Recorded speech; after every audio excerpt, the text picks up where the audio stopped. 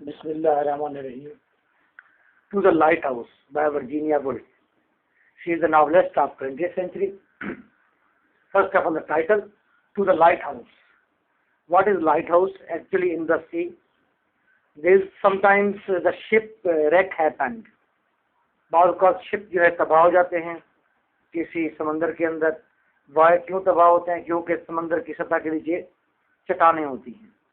जब भी किसी जगह पर शिप रैक हो जाता है तो वहाँ पर उस रीजन की, उस इलाके के लोग जाकर एक टावर खड़ा करते हैं उन छुपी हुई रॉक्स के ऊपर, और ऊपर नमूदार कर देते हैं उसे एक ऊंचा टावर जिसके ऊपर लाइट रोशन कर दी जाती है। तो उसका पर्पज ये होता है ताकि नेक्स्ट टाइम कोई भी शिप आए तो उसको वहाँ से कॉशन मिल जाए, उसको अंदाज़ा हो जाए कि यहाँ पर समथिंग कोई चीज़ है, यहाँ पर सिर्फ वाटर नहीं है, वाटर सतही तौर पर है, नीचे कोई चट्टान है, इस तरफ से नहीं गुजरना।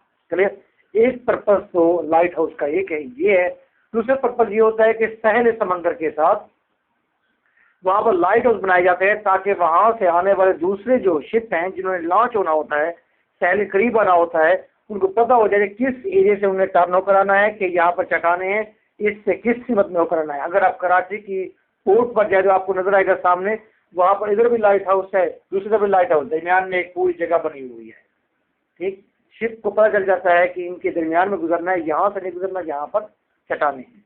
क्लियर? तो यहाँ पर एक लाइट हाउस है और लाइट हाउस साहिल समंदर के करीब है। साहिल के ऊपर आइजली स्काई,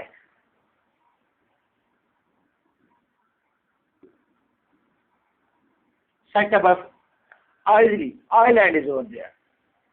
समंदर के साथ एक आइलैंड है, आइजली स्काई उसका नाम है। और there is a lighthouse some distance पर, सामने लाइट हाउस है। लाइट हाउस इतने डिस्टेंस पर है, नावल में जो बताया गया है कि उस सामने से उसकी बीम्स नजर भी आती हैं, और जो सहल पर लोग रहते हैं आइजली स्काई में, उनके घर तक उसकी बीम्स चढ़ती भी हैं, रोशनी आती रहती है, सामने वो देख सकते हैं। लोग यहाँ से वहाँ जाते भी हैं लाइट हाउस पर, क्योंकि लाइट हाउस पर किसी न किसी शख्स की ड्यूटी होती है जो वहाँ पर वो लाइट शाम को जलाता है, बंद करता है, कोई ना कोई वहाँ पर रहता जरूर है। इसलिए लोग वहाँ पर विजिट करने भी जाते हैं, बोट पे बैठकर वहाँ जाते हैं। तो एक्चुअली टाइटल जो है वो रिप्रेजेंट कर रहा है कि there is something journey, journey is over there. कोई सफर है, किस तरफ सफर है? लाइट हाउस की तरफ सफर है। क्लियर? आइए नावल के कैरेक्टर देखते हैं और उसके बाद डिस्कस करेंगे कि इसके अंदर स्टोरी क्या है और इसका प्लॉट क्या है। Mr Ramsay, he is the head of family and Mrs Ramsay wife. The pair have many childrens, Prue, Cam, James, काफी सारे बच्चे इनके हैं, बेटियां भी हैं, बेटे भी हैं। क्लियर? नाउ ये दोनों पीयर ये लंदन से वहाँ आइलैंड पर आइजली स्काई पर चले जाते हैं, हर समर में वहाँ पर छुट्टियां गुजारते हैं, दिन गुजारते हैं, समर में जाते हैं वहाँ पर। जब वहाँ पर आइजली स्काई पर ये पहुँचते हैं तो वहाँ पर इनके घर में सिर्फ जेम्स, मिस्टर रैमसे और मिसेस रैमसे नहीं होते, बल्कि उनके साथ कुछ और मेहमान भी होते हैं, गेस्ट भी होते हैं। तो बाकी जितने भी कैरेक्टर हैं वो सारे के सारे गेस्ट के तौर पर उस घर में रहते हैं। क्लियर? अब उस घर के अंदर एक कैरेक्टर जो उसका बेटा है, James Ramsay, that is important one, so I also wrote over कि उसका बेटा है, बहुत सारे अपने वालिद की नेचर को शेयर करता है, मूड को शेयर करता है, अपने वालिद के बहुत सारे मूड को शेयर करता है, लेकिन फादर से नफरत भी करता है। नफरत किसी सोच समझी तहत नहीं, बल्कि ये कॉन्शियसनेस है उसका अनकॉन्शियसनेस है जिसके अंदर वो ऐसा कर रहा है। Lily Briscoe, she is a painter, woman है, लड़की है, पेंटर है, और ये इनके घर मेहमान है, गेस्ट के तौर पर है, और यहाँ पर एक पेंटिंग कर रही है। यहाँ Kansley is actually the people of Mister Ramsay. Mister Ramsay का शागिर्द है। Actually Mister Ramsay is a philosopher, is a scholar, is a philosopher. Clear? Kansley is the student of Mister Ramsay, और इसलिए mister Ramsay की ज्यादातर बातों के अंदर वो हाँ में हाँ भी मिलाता है।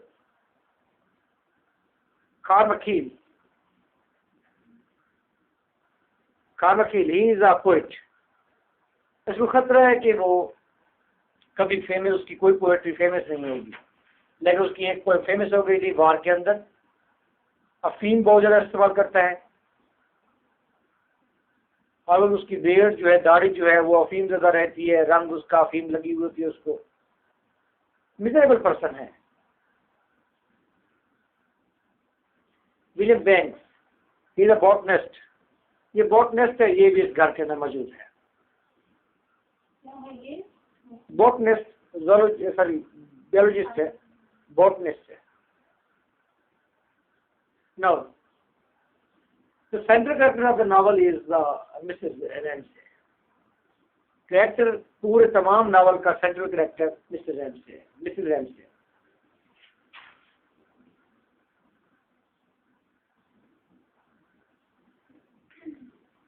Mrs Ramsay, James Ramsay, Lily Briscoe painter, female painter है। Kansley, pupil of Ramsay. Carmichael, he is a poet. नाम भी बड़ा स्ट्रेंज है, कार्माखील, बस याद रखिए। William Bankes, botanist Bankes, correct, ready. Novel के बारे में हमें अंदाजा होता है, नावल पढ़ने के बाद हम पहले से उसे एज्यूम कर लेते हैं कि मिस्टर रैमसे की नेचर ये है कि वो ये सोचता रहता है कि एज अ स्कॉलर वो फ्यूचर में याद नहीं रखा जाएगा। डिससैटिस्फिकेशन उसके अंदर है। इस डिससैटिस्फिकेशन के लिए वो दूसरों को ना सिर्फ टायर का निशाना बनाता है, उनको बार बार क्रिटिसाइज करता है, बल्कि वो सिंपैथी भी गैदर करना चाहता है मुख्तलिफ फैक्टर से, जैसा कि लिली ब्रिस्को की वो सिंपैथी चाहता है, वो टेंसले की सिंपैथी चाहता है, और सबसे ज्यादा मिसेस रैमसे की सिंपैथी भी चाहता है। ये गैप है जो उसकी नेचर के अंदर है, जो उसकी पर्सनैलिटी के अंदर है, कि he is thinking there is something gap, और उसको सिंपैथाइज करने के लिए वो दूसरों के ऊपर क्रूएलिटी शो करता है, अथॉरिटी शो करता है, दूसरों के साथ बैड बिहेवियर इसलिए उसे रखता है, सेमी बैड बिहेवियर, ताकि वो उससे सिंपैथी गेन कर सके। Mrs Ramsay, she is very kind woman, and she has a grand hospitality in her. बहुत ज़्यादा मेहमान नवाजी है। She want to make the fabric of the society.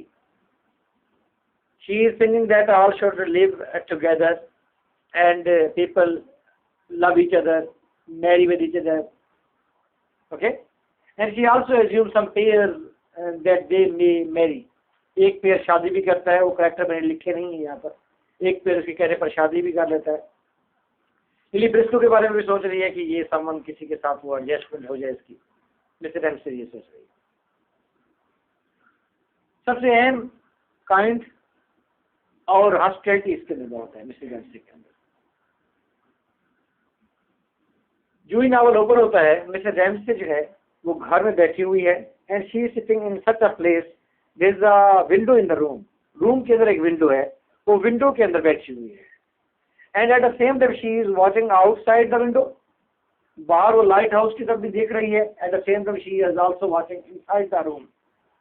अंदर वाले मंदिर को, वो हॉल है, वो रूम है, वहां भी देख रही है और सामने भी देख रही है। She is sitting in the window. सामने से मिस्टर रैमसे और कैंसले सामने से चलते हुए आते हैं, जाते हैं और देखते हैं, और वो कोई रिमार्क भी करते हैं, डिस्कस भी करते हैं मिसेस रैमसे से।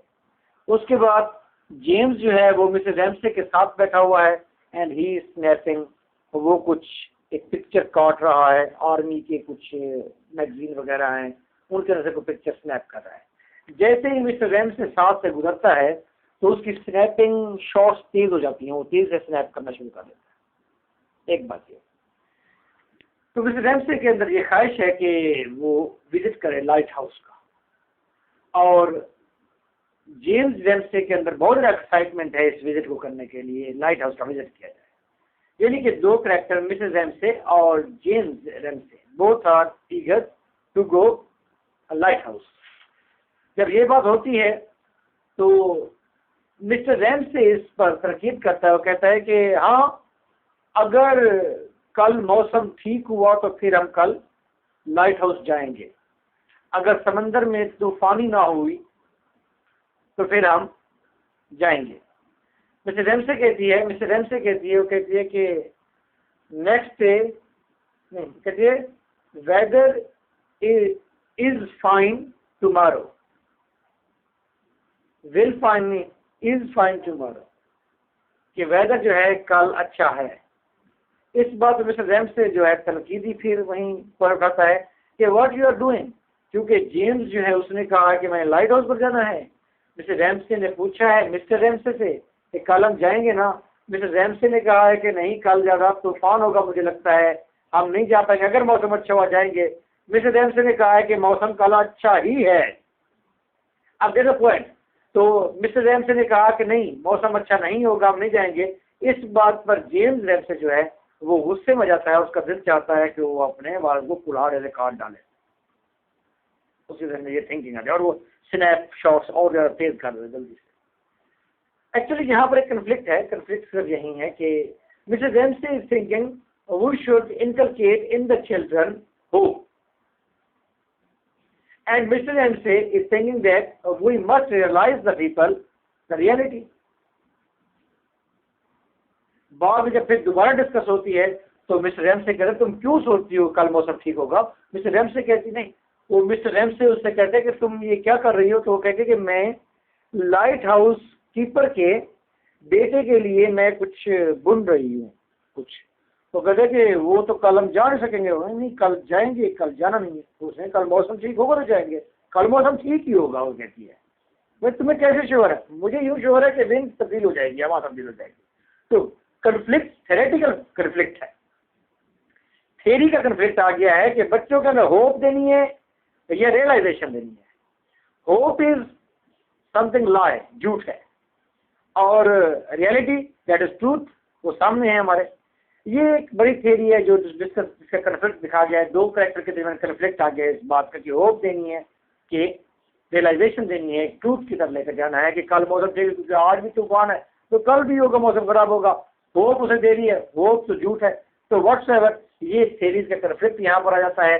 लिली ब्रिस्को को पता चलता है कि लिली ब्रिस्को जो है वो उसने कैनवस अपना लगाया हुआ है सैंड के अंदर, और वो मिस्टर जेम्स से जब विंडो में बैठी हुई थी वो उस स्केच को बनाने की कोशिश कर रही है कैनवस पर।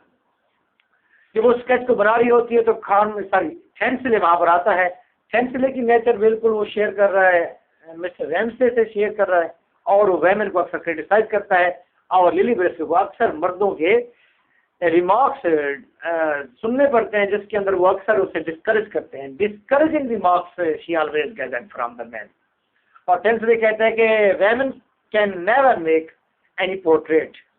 She couldn't do anything, but Lily Briscoe is doing something, and she is excited, and she is trying her best to make the portrait of Mrs. Ramsay. At the same time, evening का खाना खाते हैं। Evening का खाना खाने के बाद फिर मुख्तलिफ कैरेक्टर की अपनी मुलाकात होती है। मिसेस रेमसे थेंसले को कहती है कि तुम मेरे साथ टाउन में चलो, वहाँ पर कुछ चीज़ परचेज करनी होती है, उसके साथ जाता है। तो वहाँ पर वो खार मखील के बारे में डिस्कस करती है, कहती है कि बेचारा है, पुअर है, व्हाट्सएवर। तो थेंसले थोड़ा सा हैप्पी भी होता है और उसको लगता है कि मिसेस रेमसे जो है she is the perfect woman of the world. Woman ये बड़ी बेहतरीन अच्छी वेमन है। शाम का खाना होता है, खाना खाते हैं, कार मकील घर में आता है तो उसे नशा किया हुआ होता है, अफीम खाई हुई होती है। लिली ब्रिस्को अपने पोर्ट्रेट के साथ काम करती हुई नजर आती है हमें। थेंसले फिलॉसफी पर डिस्कस कर रहा है। मिस्टर रेमसे डिससेटिस्फाइड इधर उधर, लेकिन अपना काम भी वो जारी रखे हुए है। विलियम बैंक्स भी आता जाता रहता है घर के अंदर, बाकी बच्चे भी आते हैं जाते हैं। शाम का खाना हो जाता है, फिर नेक्स्ट डे मुख्तलिफ डिस्कशन चलती रहती है। मिस्टर रेमसे बताती है कि किसको किसका पेयर होना चाहिए, किसको किसके साथ शादी करनी चाहिए। इवन की marriage is not happening over there. सिर्फ एक मैरिज हुई थी, वो उसकी बेटी की हुई थी। वो बाद में हम डिटेल में जब पढ़ेंगे समझेंगे, उसको डिस्कस कर लेंगे। तो आफ्टर सम डेज जब वो अच्छे खाने खाते हैं, वहाँ पर हमें मिसेस रेमसे की पर्सनैलिटी थोड़ी सी सामने हमारे आती है। उसके बाद फिर एक नाइट आती है और उस नाइट में पता चलता है कि कुछ चिल्ड्रन मिसेस रेमसे और मिस्टर रेमसे के बेटे बच्चियाँ वो आए हैं, और जब वो बीच से वापस आए तो उन्होंने कहा तो बहुत ज़्यादा अंधेरा है। जब बहुत ज़्यादा अंधेरे की बात की गई, फिर उसके बाद इवनिंग हो गई, सब ने खाना खाया, सो गए। जब सो गए उसी रात के अंदर यहाँ पर उसी रात के अंदर जो सुबह होती है, सुबह फिर डार्क होती है, और उस सुबह में हमें दिखाते हैं कि मिस्टर रैमसे मौजूद है लेकिन मिस्टर रैमसे नहीं है। मिस्टर रैमसे अपने बाजू फैलाता है इस तरह और उसे मिस्टर रैमसे नहीं मिलती, और जब सुबह होती है तो हमें अंदाजा होता है कि ये सारे के सारे कैरेक्टर जो हैं लंदन से फिर जा रहे हैं आइजली स्काई। वो एक रात, जिस रात को अंधेरा हुआ था और कैरेक्टर सोए थे, सुबह जो फिर कैरेक्टर को उठता हुआ दिखाया है, इसी रात के अंदर टाइम पासेस हो गया है, 10 साल का अरसा गुजर गया है। इसी रात के अंदर 10 साल गुजर गए हैं। मिस्टर रैमसे की डेथ हो गई है। Novel is also comprises on the 3 stage, 3 part है नावल के। विंडो पहला पार्ट है, दूसरा है टाइम पासेस, तीसरा है टू द लाइट हाउस। जब टाइम पासेस में हम आते हैं तो पता चलता है कि रात हुई है और कैरेक्टर गुम, फिर सुबह हुई है तो मिस्टर रैमसे अकेला उठा है। तो वो टाइम पासेस वाला चैप्टर के अंदर ही ये सब कुछ हुआ है।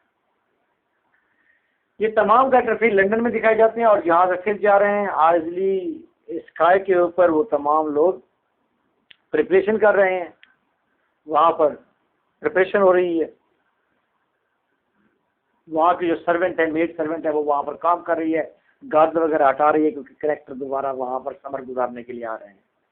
अब James he is a young man now, अब वो यंग मैन हो चुका है। और यहाँ पर जब पहुँचे उसके बाद मिस्टर रैमसे कह रहा था जल्दी करो हमने लाइट हाउस जाना है, जल्दी करो। ट्रैवल शुरू होता है। ये टू द लाइट हाउस, 3रा चैप्टर की बात कर रहा हूँ, नावल के 3रे हिस्से की। सारे कैरेक्टर बोट पे बैठते हैं। मिस्टर रैमसे है इसके अंदर, उसके बाद जेम्स है, एक इसकी सिस्टर है जेम्स की, वो साथ बैठती है। और लिली ब्रिस्को अभी भी वहीं सैन में, अभी भी वो पोर्ट्रेट कंप्लीट कर रही है मिसेस रैमसे का। उसका पोर्ट्रेट अभी कंप्लीट नहीं हुआ है, जितना भी टाइम गुजर गया है पोर्ट्रेट वहीं चल रहा है। She can't conclude the portrait वो कंक्लूड नहीं कर पा रही, उसको अभी भी वो उसके ऊपर काम कर रही है।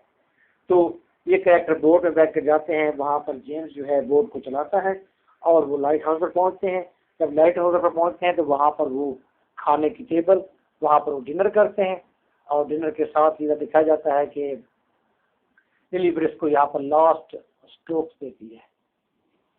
लास्ट स्ट्रोक देकर अपना पोर्ट्रेट कंप्लीट करती है। नावल मिसेस ये याद रखना है, मिसेस हाँ जी टाइम पास। मिसेस रैमसे मरी है। मिस्टर रैमसे जो है वो अपने बच्चों को, 2 बच्चों को लेकर, साथ कुछ और भी हैं जो कि उस बोट को चला रहे हैं, उनके साथ हो जा रहे हैं। Clear? Now, what is in the novel? What we have seen? What is over there? Actually, there are 2 things about the lighthouse.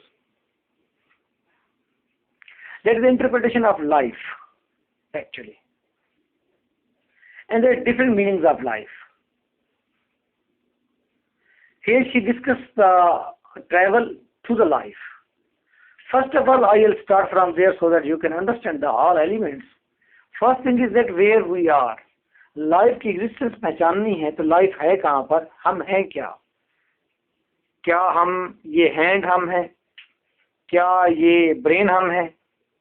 Heart हम हैं? हम क्या हैं? हम कहाँ पर हैं? अगर कोई शख्स कहे जी हमारी ब्रेन सब कुछ है, तो ब्रेन तो गोश्त का लोथड़ा है। ब्रेन के ऊपर जो थॉट है, उसके अंदर जो थॉट है, वो एक्चुअली समथिंग है। That is very important. Actually वही हमें रियलाइज करती है कि हम हैं, हमारे एग्जिस्टेंस का पता चलता है उसी वेव से, उसी थॉट से। यानी कि थॉट इज आई। ठीक है? डेकार्ट ने जिस तरह कहा था because I think I am. Descartes ने कहा था बिकॉज आई थिंक, क्योंकि मैं सोचता हूँ, आई एम, मैं हूं भी सही। Same is the case over there कि हमारी एग्जिस्टेंस ये है, हमारी थॉट है। ये थॉट की भी कई कैटेगरीज हैं। एक तो सोच समझी थॉट है, एक देख कर हम एनालाइज करने वाली कैलकुलेटेड थॉट है। Because our discussion is life, हमारा डिस्कशन लाइफ है, जिंदगी है। तो जिंदगी जो है वो अनइंटरप्टेड हो सकती है, कोई चीज इंटरप्टेड सोची समझी चीज नहीं है। Actually she is saying that ये ब्रेन है, ब्रेन के ऊपर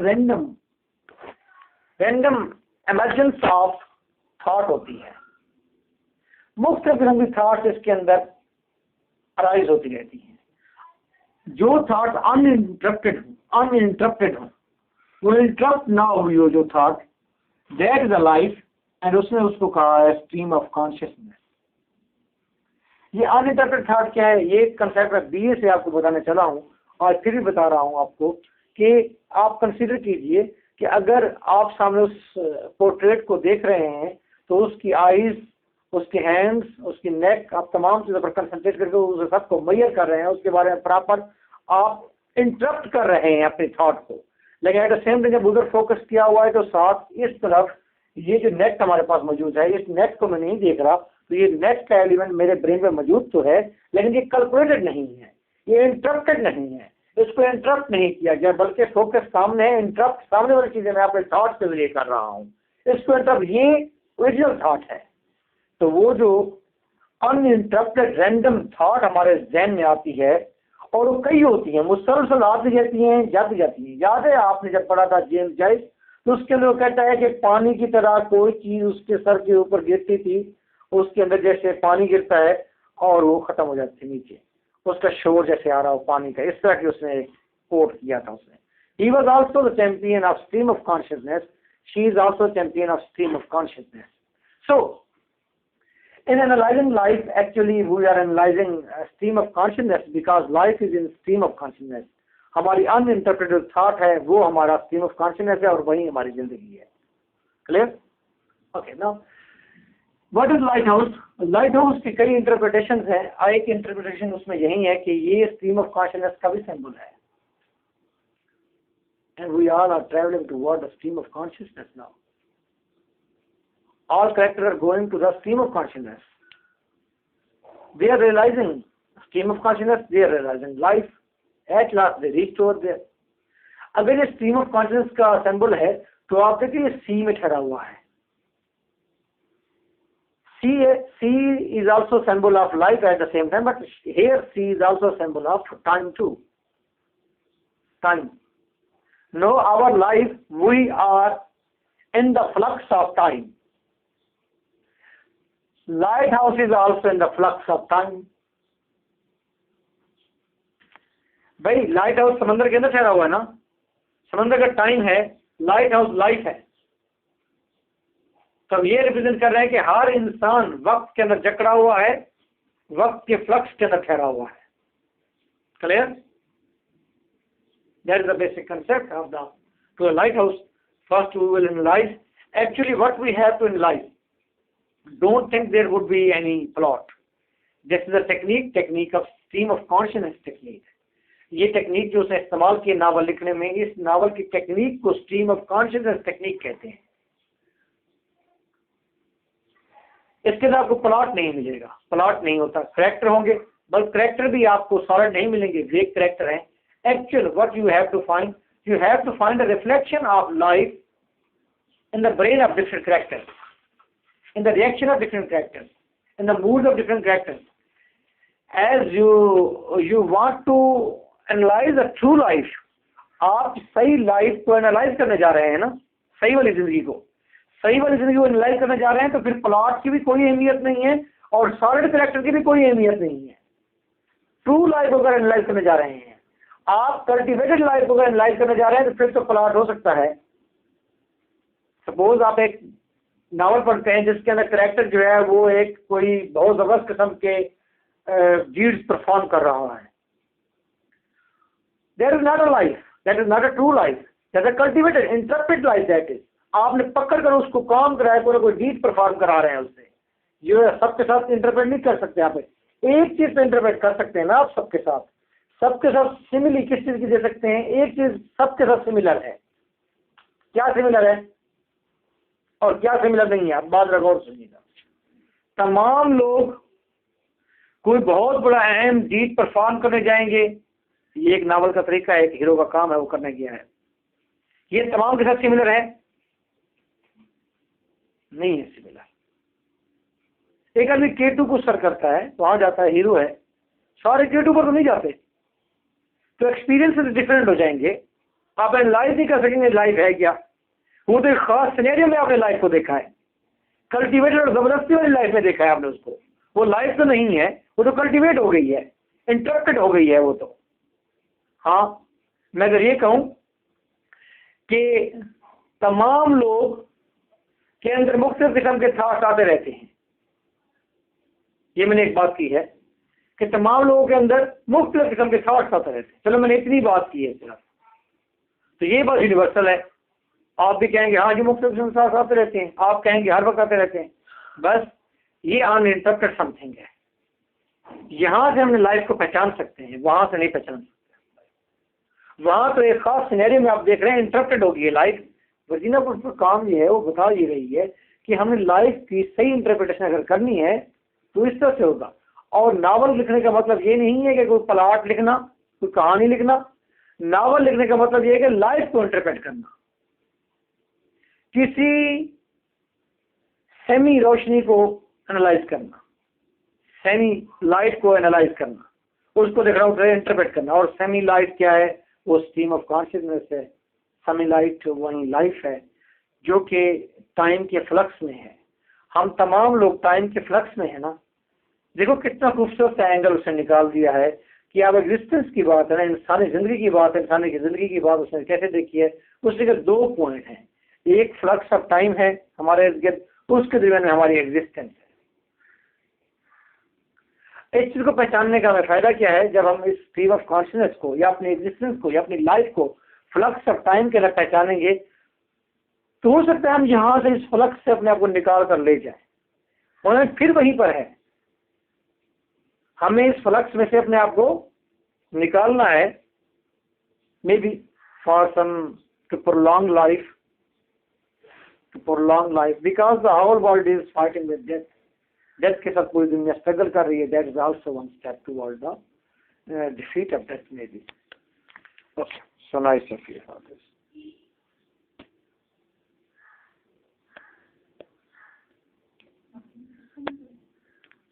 कौन सा? नहीं जी,